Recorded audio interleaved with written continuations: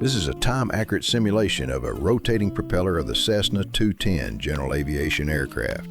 Hereafter, we compare URANS against LES simulations. Can you identify which simulation corresponds to URANS and which to LES?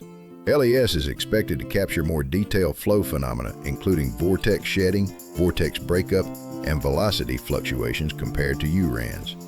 If you're wondering whether it generates thrust, I can confirm that it indeed does. This type of simulation can be performed using OpenFOAM. To learn how to conduct such simulations and more, follow us on YouTube or join one of our upcoming advanced training sessions.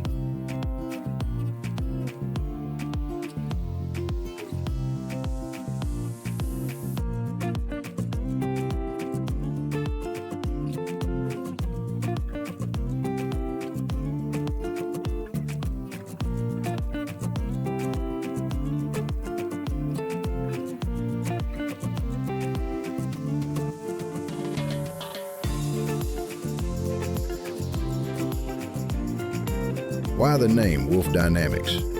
Just take a look at our banner. You'll notice that the letter F is playfully flipped backward, making it readable as either wolf or flow. This fun and unique twist reflects our spirit, distinctive approach, and creativity.